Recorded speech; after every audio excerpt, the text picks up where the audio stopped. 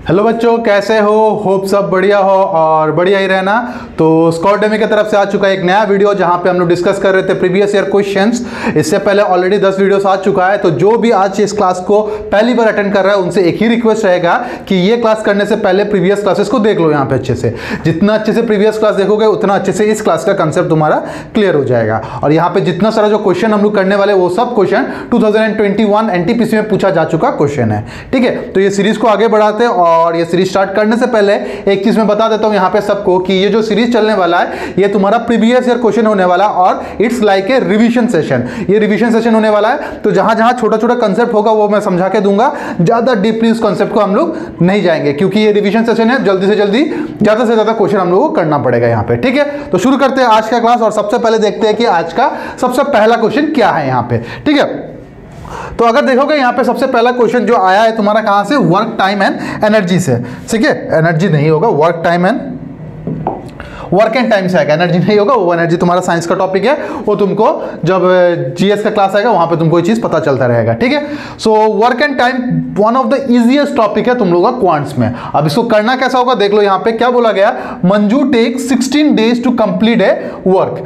She works with her friend Jenny and complete the works in 12 days। 12 दिन में वो काम को क्या करता है, निपटा देता है। यहाँ पे how many days will it take for Jenny to complete the work alone. इसका मतलब क्या होता है, मैं यहाँ पे लिखा देता हूं तब तुमको समझ में आएगा। मजनू एक है जिसको कितना दिन लग रहा है यहाँ पे, जिसको लग रहा है तुम्हारा 16 days लग रहा है। और मजनू और जेनी मिलके उस काम को कितना दिन में कर देता है, उस काम को वो 12 days में कर देता है। बात समझ में आ रहा है? अकेला वो 16 days में कर रहा है और मजनू और जेनी मिलके उसको कितना दिन में कर देता है, 12 दिन में कर देता है। अब तुमको चाहिए होगा टोटल वर्क, तो टोटल वर्क कितना हो जाएगा, 16 और 12 का एलसीएम। तो अभी तुम्हारा एनटीपीसी का एग्जाम आ चुका है, बहुत ही जल्द तुम लोग एनटीपीसी का एग्जाम हो जाएगा। अगर तुम लोग अभी एलसीएम ऐसा करके निकलने जा रहे हो तो दैट मीन्स तुम लोग का प्रिपरेशन बहुत ही खराब चल रहा है। ठीक है, सुनने में अच्छा नहीं लग रहा होगा लेकिन बहुत ही गंदा प्रिपरेशन चल रहा है। क्योंकि अगर इस चीज का एलसीएम तुम लोग नहीं बोल पा रहे हो कि it will be equal to 48, that means कहीं ना कहीं तुम लोग मैथ्स पे लैग कर रहे हो। यहाँ पे तुमको उस पॉइंट पे बहुत ही ज्यादा मेहनत करना पड़ेगा। बात समझ में आ गया? चलो भाई, अब देखते हैं यहाँ पे अगर इसका वर्क 48 होगा तो इसका एफिशिएंसी कितना हो जाएगा, इसका एफिशिएंसी हो जाएगा 3 और इसका एफिशिएंसी हो जाएगा कितना, 4 हो जाएगा। ठीक है, अब देखो ध्यान से, यहाँ पे एक चीज लिखता हूं मैं। मजनू का एफिशिएंसी कितना है, यहाँ पे 3 है। मजनू और जेनी का एफिशिएंसी कितना है, जेनी का एफिशिएंसी है तुम्हारा 4। ठीक है, अगर मुझे यहाँ पे जेनी का एफिशिएंसी चाहिए तो तुमको ये चीज तो पता ही होना चाहिए ना, दोनों का मिलके 4 हो रहा है। मजनू का अकेला का कितना है, 3 है। तो यहाँ से अगर 3 माइनस कर देता तो क्या आ जाएगा, जेनी का एफिशिएंसी आ जाएगा। तो जेनी का एफिशिएंसी है 1, मजनू का एफिशिएंसी है कितना, 3। दोनों मिलके कितना आ रहा था, 4 आ रहा था। देखो दोनों मिलके कितना आया, 4 आया एफिशिएंसी। बात समझ में आ गया, क्लियर हो गया? ठीक है, अब क्या बोला गया, अब बोला गया you need to find out the time taken by Jenny to complete the work. Time taken by Jenny to complete the work is equal to, time is equal to क्या होगा, वर्क बाय एफिशिएंसी। तो work कितना था मेरा 48, तो 48 मैंने यहां पे पुट कर दिया। एफिशिएंसी कौन काम कर रहा था, यहाँ पे जेनी काम करेगा, तो जेनी का एफिशिएंसी यहाँ पे पुट हो जाएगा। जेनी का एफिशिएंसी कितना मिला था, 1, व्हिच इज इक्वल टू कितना, 48 days। मतलब जेनी को कितना दिन लग जाएगा, जेनी को 48 days लग जाएगा। और ये 48 days कौन सा ऑप्शन में दिख रहा है, ये 48 days मुझे ऑप्शन नंबर ए पे दिख रहा है। So option number A will be the correct answer for this question. ये क्वेश्चन के लिए ऑप्शन नंबर ए एकदम करेक्ट आंसर होने वाला है। बात समझ में आ गया, क्लियर हो गया? चलो, अगर ये क्लियर हो गया, let's move to the next question. अच्छा, यहाँ पे कुछ बच्चे ऐसे भी होंगे जो बोलेंगे कि सर हम लोग को वर्क टाइम का बेसिक कंसेप्ट नहीं पता है। तो देखो भाई, यहाँ पे अगर मैं यहाँ पे बेसिक कंसेप्ट बताने जाऊंगा, आज का जो मैं टारगेट बना के आया वो टारगेट कंप्लीट नहीं कर पाऊंगा यहाँ पे। ठीक है, तो अगर बेसिक कंसेप्ट देखना है तो मेरा वर्क एंड टाइम का जो प्रीवियस वीडियो है उसको देख लो अच्छे से, तुमको बहुत अच्छे से इसका कंसेप्ट समझ में आ जाएगा। और तभी भी अगर नहीं आ रहा है तो यही सीरीज का, एनटीपीसी एक्सप्रेस सीरीज का पहला तो वीडियो देख लेना, वहां पे मैंने फाउंडेशन में ये बहुत अच्छे से समझा के दिया है। ठीक है, चलो भाई, let's move to the next question. देखते हैं कि नेक्स्ट क्वेश्चन क्या दिया गया है। यहाँ पे दिया गया है कि a certain number of man agrees to do a work in 20 days। मतलब कुछ आदमी लोग हैं जो क्या करते हैं, प्रॉमिस करते हैं कि वो 20 दिन में काम को निपटा देंगे। लेकिन जब काम शुरू हुआ तब पता चल रहा है कि जितना लोगों ने प्रॉमिस किया था उसमें से 5 लोग नहीं आए, उसमें से 5 लोग नहीं आए, मतलब इतना लोग नहीं आए काम पे। जिसके कारण क्या हुआ था, जहां पे वो काम 20 दिन में कंप्लीट होना था वही काम कितने दिन में कंप्लीट हो गया, वही काम तुम्हारा 40 डेज में कंप्लीट हो गया। वही काम कितने दिन में कंप्लीट हो गया, तुम्हारा 40 डेज में कंप्लीट हो गया। अब तुमको बता रहा है कि यहाँ पे कि what is the original number of worker, यहाँ पे ओरिजिनल नंबर ऑफ वर्कर कितना रहा होगा वो तुमको बताना है यहाँ पे, ठीक है। अगर तुम्हारे जगह मैं होता ना, सीधा सीधा इस पे टिक करता और आगे निकल जाता, ठीक है। अगर तुम्हारे जगह मैं होता तो सीधा सीधा इसमें टिक करके और निकल जाता। क्यों, वो मैं बाद में समझा के दूंगा, पहले इसको हम लोग कंसेप्ट वाइज कर लेते हैं, ठीक है। Let us assume the total number of man to be x, ठीक है। कितना दिन तक काम कर रहे हैं, 20 डेज तक काम कर रहे हैं। आप बोलोगे सर ये कैसे किया, तो मैं बता देता हूं मैं कैसे किया। यहाँ पे सीधा सा बात है भाई, MDH वाला कंसेप्ट है, MDH, M1 D1 H1 is equal to क्या हो जाएगा, M2 D2 H2। M1 का वैल्यू कितना हो जाएगा, M1 का वैल्यू मुझे नहीं पता x, D का वैल्यू कितना हो जाएगा 20, H का वैल्यू है नहीं तो उसके बारे में हम लोग सोचेंगे भी नहीं, ठीक है। M2 में क्या आ जाएगा, M2 में आ जाएगा तुम्हारा 5 लोग नहीं आया ना तो x - 5 हो जाएगा, इंटू कितना, D कितना लगा था 40 डेज लग रहा था, ठीक है। अब देखो 20 से कितना टाइम्स में जाएगा, 2 टाइम्स में जाएगा, x इंटू तो x का कोई जगह ही नहीं ना यहाँ पे, x इज इक्वल टू कितना हो जाएगा 2x - 10 हो जाएगा। ये इस तरफ आके -x इज इक्वल टू कितना -10 हो जाएगा, कैंसिल हो जाएगा, x का वैल्यू कितना आ जाएगा 10 आ जाएगा। दैट मीन्स वो काम कितना दिन, कितना लोग थे, 10 लोगों ने प्रॉमिस किया था जिसमें से 5 लोग नहीं आया, ठीक है। और तुम्हारा आंसर कौन सा हो जाएगा, तुम्हारा आंसर हो जाएगा option number B, which says that 10 is the correct answer, ठीक है। अब तुम लोग बोलोगे कि सर आपने कैसे डायरेक्टली क्वेश्चन देके बता दिया कि आंसर वही होने वाला है। तो देखो मेरे भाई, मैंने क्या बोला था कि क्वेश्चन को अच्छे से पढ़ना होता है। अब पढ़ने का मतलब ये नहीं कि तोते जैसा रट्टे जा रहे हो यहाँ पे, इसका मतलब ये नहीं होता है, ऑब्जर्वेशन पावर होना चाहिए। कैसे, देखो 20 दिन में काम कंप्लीट हो रहा है, अब जाके वो 40 दिन में काम कंप्लीट हो रहा है, ठीक है। 20 और 40 मतलब क्या, एक दूसरे का डबल हो रहा है, एक दूसरे का डबल हो रहा है। दैट मीन्स क्या हो रहा है, वर्कर हाफ हुए होंगे, ठीक है। वर्कर हाफ हुए होंगे, कितना काम हुआ, 5 काम हुआ, 5 का डबल कितना होता है 10 होता है, वही तुम्हारा आंसर होता है 10 यहाँ पे, ठीक है। तो थोड़ा सा दिमाग लगाओगे तो सेकंड का बीच में आंसर आ जाता है, ठीक है। तो इसके लिए तुमको एक डीप कंसेप्ट चाहिए होता है कि work is direct inversely proportional to the number of man, ठीक है। नंबर ऑफ मैन अगर कम हो जाएगा तो क्या हो जाएगा, वर्क खत्म करने में टाइम ज्यादा लग जाएगा, ठीक है। नंबर ऑफ मैन ज्यादा हो जाएगा तो वर्क जल्दी खत्म हो जाएगा। तो इनवर्सली प्रोपोर्शनल, अगर ये इसका डबल हो रहा है तो इसका डबल क्या हो जाएगा, नंबर ऑफ मैन हो जाएगा। तो इसी कारण मैंने डायरेक्टली आंसर क्या बोला था, 10 बोला था, ठीक है। अगर नहीं हो रहा तो ये भी ज्यादा लेंदी है नहीं, इसमें भी तुम लोग कर सकते हो, तुम्हारा आंसर आ जाएगा, ठीक है। चलो भाई, let's move to the next question. अब ये जो क्वेश्चन दिया गया, ये क्वेश्चन है तुम्हारा पाइप एंड सिस्टम का, ठीक है। SYSTEM सिस्टम वाला नहीं, CISTERN सिस्टम, टंकी वाला सिस्टम, ठीक है। और वो कहां से आता है, वो तुम्हारा बेसिक कंसेप्ट बन के आता है वर्क एंड टाइम से। तो वर्क एंड टाइम का अगर कंसेप्ट तुम्हारा क्लियर होगा तभी जाके पाइप एंड सिस्टम का कंसेप्ट तुमको अच्छा लगेगा यहाँ पे। अब इसको करते कैसे, देखो यहाँ पे, ए टैप कैन फिल ए टंकी इन 20 मिनट्स, मतलब जो फिल करता है उसको मैं ए मान लेता हूं, कितना मिनट्स में फिल करता है, 20 मिनट्स में फिल करता है, बहुत बढ़िया। Leakage is capable of emptying it in 60 minutes, और वहां पे एक लीकेज है, let us assume the leakage to be B, और कितना मिनट में, 60 मिनट में उसको खत्म कर देता है, ठीक है। अब ये दोनों का एलसीएम कितना हो जाएगा, सीधा सा बात भाई, ये दोनों का एलसीएम हो जाएगा तुम्हारा 60, जिसके कारण इसका एफिशिएंसी कितना आएगा, 3 आएगा, और इसका एफिशिएंसी कितना आएगा, इसका एफिशिएंसी 1 आएगा, ठीक है। अब कुछ बच्चे यहाँ पे ऐसे भी होंगे, ये बोलेंगे कि सर अगर एक फिल कर रहा है दूसरा अगर एम्प्टी कर रहा है तो कुछ ना कुछ तो डिफरेंस रहा होगा, तो वो डिफरेंस हम लोग कैसे इंटरप्रेट करेंगे। तो देखो भाई मेरे, जो फिल करता है उसका एफिशिएंसी हमेशा पॉजिटिव रहता है, ठीक है, और जो एम्प्टी करेगा उसका एफिशिएंसी हमेशा क्या रहेगा, नेगेटिव रहेगा। तो ये एम्प्टी करा जिसके कारण उसका एफिशिएंसी कितना हो जाएगा, नेगेटिव हो जाएगा। सिंपल सा बात, खत्म हो गया कहानी यहाँ पे। अब क्या बोला गया, tank will be filled in, मतलब अभी देखो यहाँ पे कुछ वर्ड यूज नहीं किया गया यहाँ पे कि दोनों चलेगा या नहीं चलेगा, बस यहाँ पे इतना बोल देगा टैंक कितने टाइम में फिल हो जाएगा। तो सीधा सा बात है, जब पानी भरेगा तो लीक भी होगा, मतलब दोनों एक साथ काम करेंगे। That means time taken by both, time taken by both A and B, A बोले तो क्या, जो पानी भरता है, बी बोले तो जो पानी निकाल के देता है यहाँ पे। So time taken by both A and B will be equal to total work, बोले तो कितना 60 डिवाइडेड बाय, जबकि दोनों मिलके काम कर रहे हैं, दोनों का एफिशिएंसी क्या हो जाएगा, ऐड हो जाएगा। तो दोनों का एफिशिएंसी को ऐड कर लेते हैं, 3 - 1 व्हिच इज इक्वल टू कितना, 60/2 व्हिच इज इक्वल टू कितना, 30 डेज। और ये 30 डेज तुमको कौन सा ऑप्शन में दिख रहा है, 30 डेज मुझे ऑप्शन नंबर सी पे दिख रहा है। So option number C will be the correct answer for this question. ये क्वेश्चन के लिए ऑप्शन नंबर सी एकदम करेक्ट आंसर होने वाला है। बात समझ में आया कि नहीं? यहाँ पे क्लियर हो गया? अच्छा, अब यहाँ पे कुछ लेजेंड लोग आएंगे और बोलेंगे कि सर आप जब डिक्टेट कर रहे थे तब बोल रहे थे कि प्लस होगा, लेकिन लिखते टाइम आपने माइनस क्यों किया? तो उन लेजेंड लोगों के लिए मैं इस चीज को अलग से करता हूं। देखो यहाँ पे क्या हो जाएगा, 60, उसके बाद कितना होगा 30 प्लस जो था उसको लिख लेता हूं यहाँ पे, यही था ना, जिसके कारण यहाँ पे कितना हो जाएगा 60 और यहाँ पे 2 कुछ इज इक्वल टू कितना 30। खत्म कहानी भाई।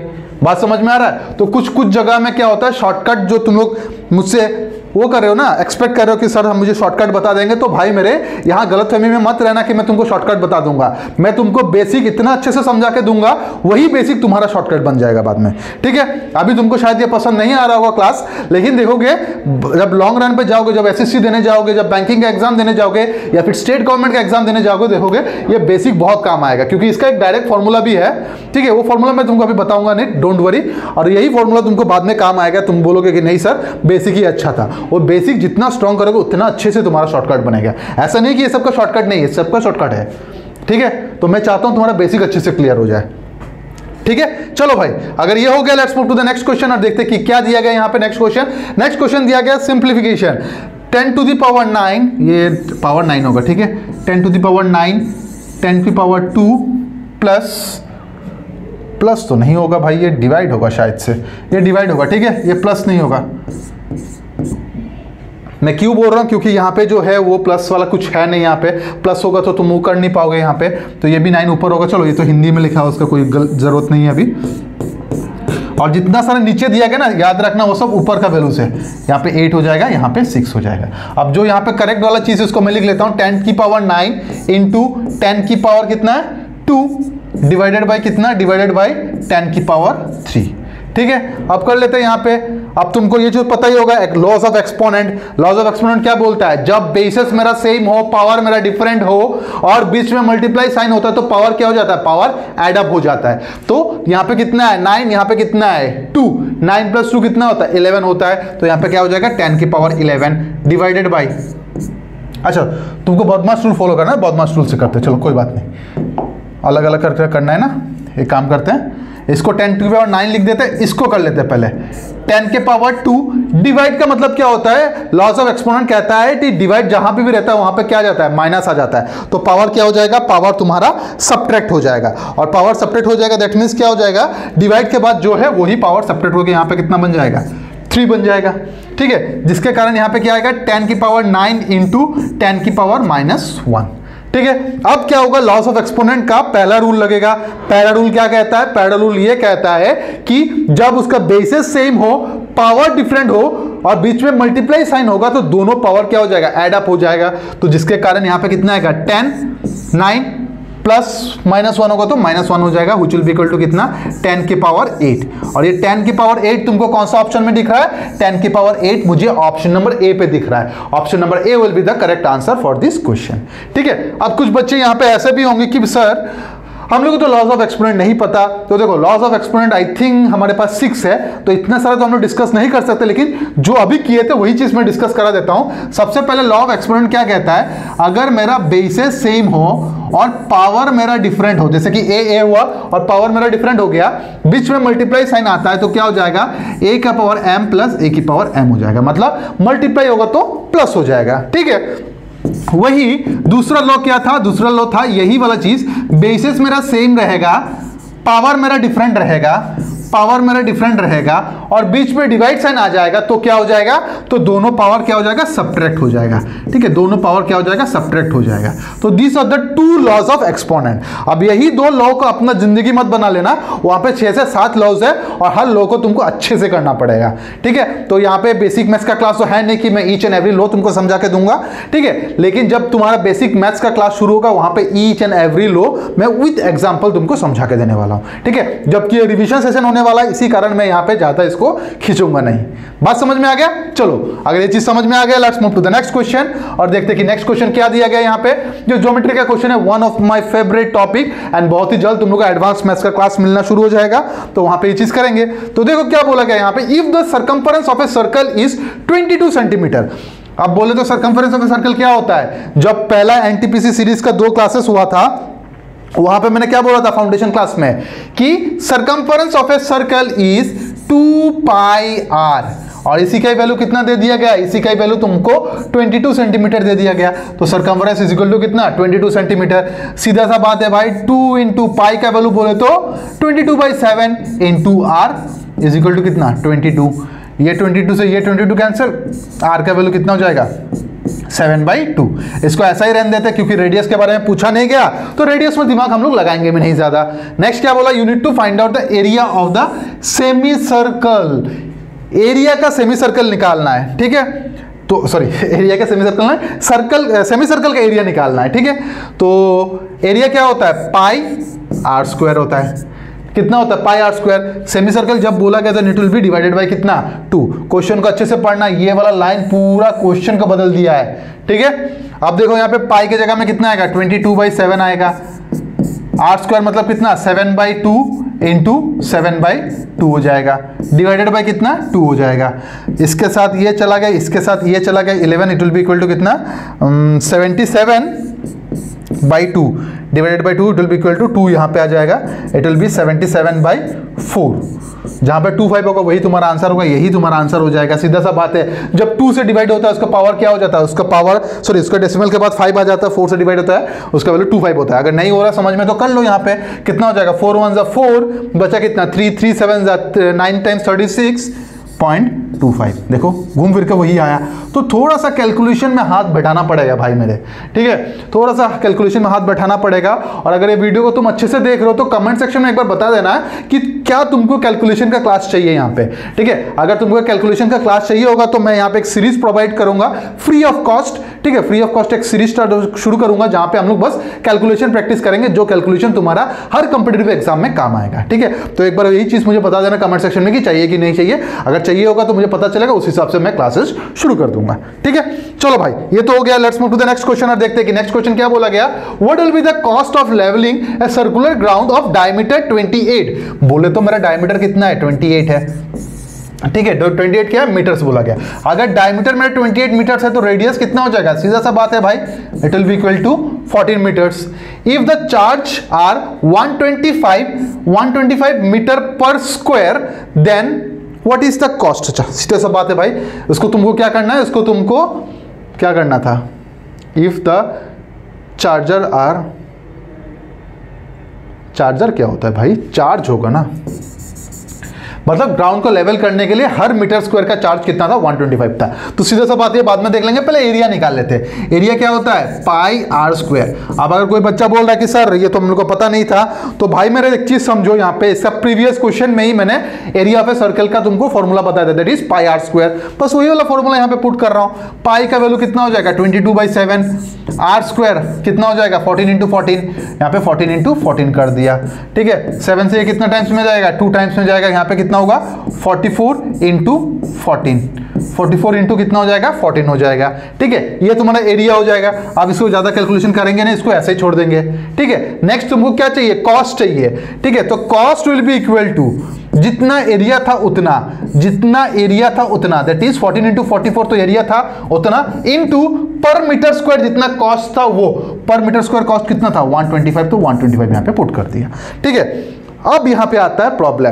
देखो यहां पे मुझे क्लियर दिख रहा है कि 4 से मल्टीप्लाई होगा 3 0 आएगा, मतलब तुम्हारा ये आंसर नहीं होगा, ये आंसर नहीं होगा, ये दोनों में से एक आंसर होगा। तुम टिक कर सकते हो, यहाँ पे तुक्का अगर मारना है तो तुक्का मार सकते हो, लेकिन मुझे कैलकुलेशन नहीं करना है, मुझे कैलकुलेशन से सख्त नफरत है, ठीक है। तो उसी कारण मैं यहाँ पे बहुत ही नया कंसेप्ट सीखूंगा जिसको कहते हैं हम लोग डिजिट सम, ठीक है। इसको हम लोग क्या कहते हैं डिजिट सम। इसको कैसे अप्लाई करते हैं देखो मैं समझा देता हूं। सबसे पहले देखो यहाँ पे कितना है 4 + 1 कितना आ गया 5, यहाँ पे 4 + 4 कितना आ गया 8, यहाँ पे कितना आ जाएगा 2 7 प्लस कितना हो गया यहाँ पे 8, ठीक है। और क्या कैंसिलेशन कर सकते हो यहाँ पे 5 इंटू कितना, एक काम करता हूं 40 इंटू 8, 40 इंटू 8 320 हो जाएगा। यहाँ पे कितना हो जाएगा 320 हो जाएगा। अब ये 320 का सम कितना आ जा रहा है 5 आ जा रहा है, मतलब मेरा यूनिट डिजिट में सॉरी मेरा डिजिट सम कितना आना चाहिए, 5 आना चाहिए था। अब ऑप्शन को देखो, ये दोनों तो ऐसा ही नहीं होगा क्योंकि आखिर में तुमको 3 जीरो चाहिए, यहाँ पे कितना जीरो, 2 जीरो, तो इसको चेक ही नहीं करना है। ये दोनों के यूनिट डिजिट चेक कर लो, सॉरी डिजिट सम चेक कर लो। 7 + 6 कितना आ रहा है, 13 आ रहा है। 3 + 1 कितना आ रहा है, 4 आ रहा है। इसका यूनिट डिजिट 4 आ रहा है, बट मेरा यूनिट सॉरी डिजिट सम कितना आना चाहिए था, 5 आना चाहिए था। दैट मीन्स ये भी तुम्हारा आंसर नहीं है। तुम्हारा आंसर कौन सा हो जाएगा, ऑप्शन नंबर डी। अब कुछ बच्चे बोलेंगे सर इसका चेक करके दिखाओ, तो देखो भाई 77 का मतलब क्या होता है, 7 + 7 कुछ इज इक्वल टू कितना होता है, 14, कुछ इज इक्वल टू कितना होता है, 14। 14 में क्या हो जाता है, 14 में अगर 4 + 1 करूं कितना आ रहा है, 4 + 1 करूं कितना आ जाएगा, 5 आ जाएगा। 4 + 1 कितना आ रहा है, 5 आ रहा है। दैट मीन्स इसका डिजिट सम 5 आ रहा है और मुझे भी यहाँ पे 5 मिला। दैट मीन्स तुम्हारा मल्टीप्लिकेशन का झंझट एकदम खत्म हो गया और जिसके कारण तुम्हारा आंसर कितना मिल गया, 77,000। बस खत्म। अब देखो, अब कुछ बच्चे बोलेंगे कि सर आपने तो ये डिजिट सम वाला कंसेप्ट हम लोग को कराया नहीं। तो देखो भाई मेरे, अगर तुमको डिजिट सम वाला कंसेप्ट करना है, तुमको याद रखना है कि स्क्वायर कैसे निकालना है, क्यूब कैसे निकालना है, स्क्वायर रूट कैसे करना है, क्यूब रूट कैसे करना है, तो भाई मेरे एक बार मुझे इन्फॉर्म तो करो। नीचे कमेंट बॉक्स दिया हुआ है, वहां पे इन्फॉर्म करो और मैं यहाँ पे एक फ्री क्लास स्टार्ट करूंगा जहां पे हम लोग बस कैलकुलेशन का प्रैक्टिस करेंगे, जिसमें से ये भी तुम्हारा इंक्लूडेड रहेगा। ठीक है, बात समझ में आ गया। चलो अगर समझ में आ गया, let's move to the next question और देखते हैं कि नेक्स्ट क्वेश्चन क्या दिया गया यहाँ पे। The area of a rectangle is 42 square centimetre, if the length is 7 centimetre find its perimeter. भाई ये सब लॉलीपॉप क्वेश्चन है भाई।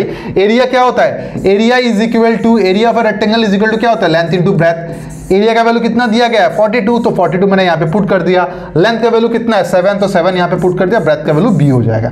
सीधा सा बात है, किससे चला जाएगा, 6 से चला जाएगा। ब्रेथ का वैल्यू कितना हो जाएगा, 6 हो गया। ठीक है, लेंथ का वैल्यू कितना मिला था, 7 था, 7 लिख लो, हो गया।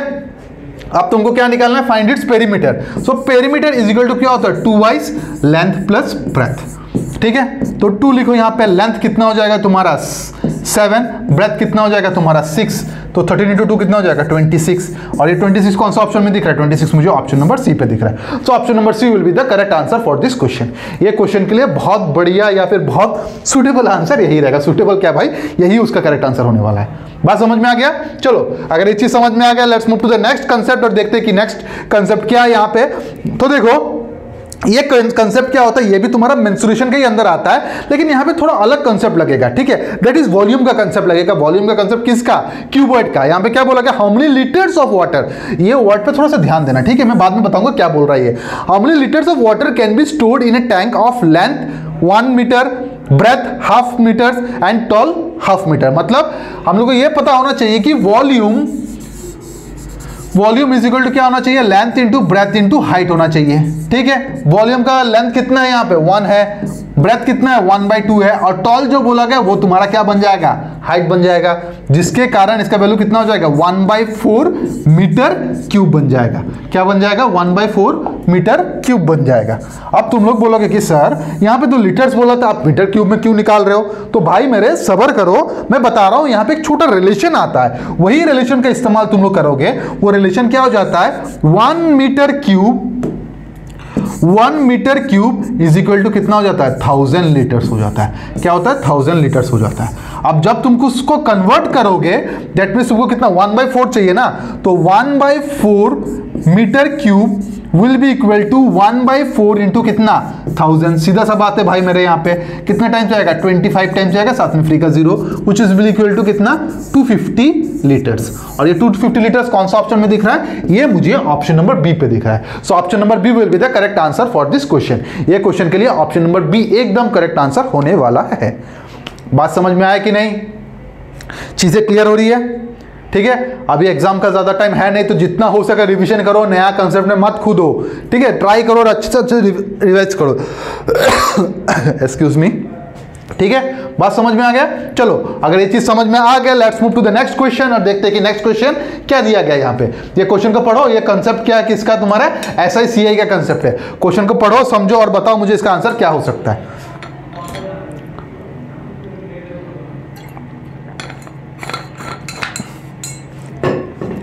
क्या बोला गया यहाँ पे, ऐसा find the simple interest on 25,000 at 12% per annum compounded annually.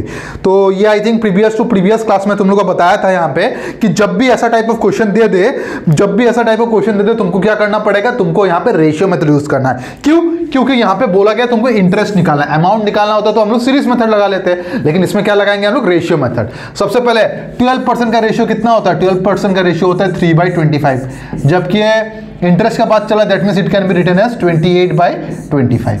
ठीक है, जब ये तुम्हारा क्या हो जाएगा, प्रिंसिपल हो जाएगा, ये तुम्हारा क्या हो जाएगा, अमाउंट हो जाएगा।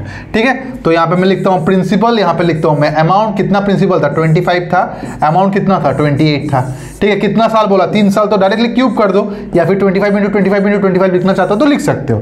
ठीक है, अब देखता हूँ तुम लोग का दिमाग कितना तेज चलता है, और मुझे ये चीज बताओ यहाँ पे कि 25 का क्यूब कितना होता है। 1 से 30 तक का क्यूब तो सबको ही पता होना चाहिए भाई। अगर सरकारी नौकरी का तैयारी कर रहे हो, भले ही वो स्टेट क्यों ना हो जाए, 1 से लेकर 30 तक का स्क्वायर तुमको याद होना ही पड़ेगा भाई। ठीक है, तो सीधे सा बात है, इसका कितना हो जाएगा, 15,625। और खुद अपने में करके बताओ कि इसका कितना आ जाएगा। चलो ये थोड़ा हेल्प कर देता हूं, आखिर में कितना आएगा, आखिर में तुम्हारा 2 आएगा। आखिर में कितना आएगा, तुम्हारा 2 आएगा। 21,952। ठीक है, ये तुम्हारा प्रिंसिपल हो गया, ये तुम्हारा क्या हो गया, अमाउंट हो गया। ठीक है, ये तुम्हारा क्या हो गया, अमाउंट हो गया। अब तुमको क्या चाहिए, अब तुमको यहां पे चाहिए उसका डिफरेंस। इसका डिफरेंस कितना आएगा बताओ, जल्दी बताओ। 500, 600, 7,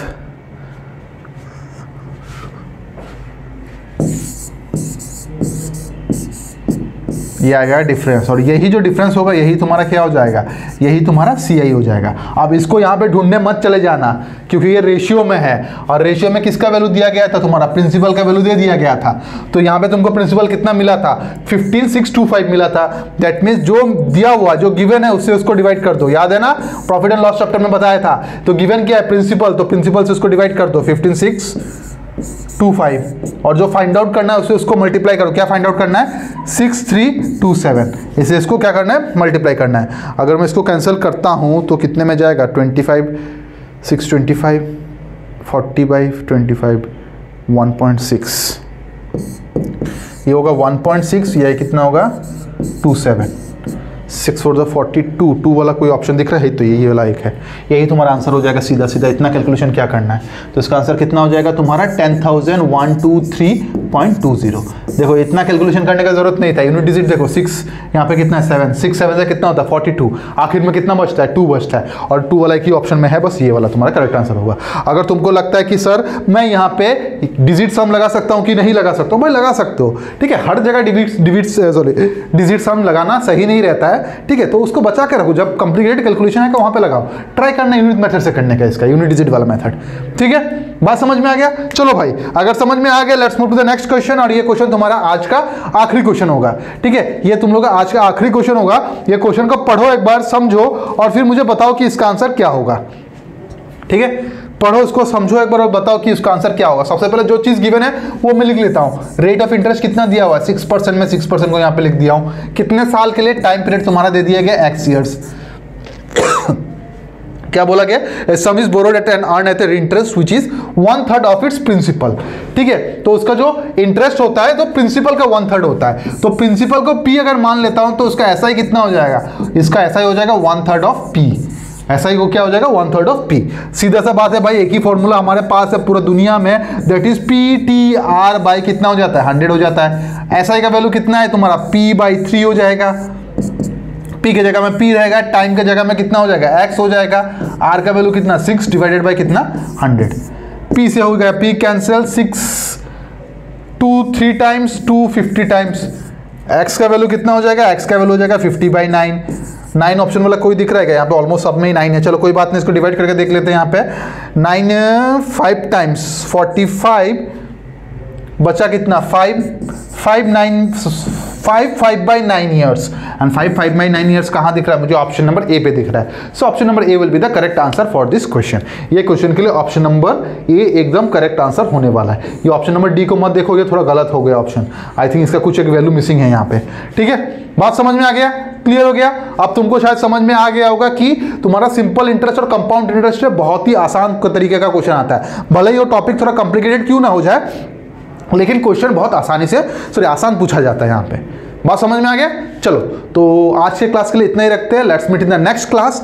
और जाते जाते मैं एक ही चीज़ बोलना चाहूँगा कि एग्जाम बहुत आ चुका है पास, और तुम्हारा एक ही काम रहेगा कि बहुत अच्छे से रिवाइज करो। जितना अच्छे से रिवाइज करोगे उतना ही अच्छा रहेगा तुम्हारे लिए, और कोई नया सा टॉपिक अभी टच ना ही करो तो तुम्हारे लिए अच्छा रहेगा। ठीक है? सो आज के लिए इतना ही रहने देते हैं। Let's meet in the next class. Till then bye, take care, stay healthy and stay safe. Bye everyone.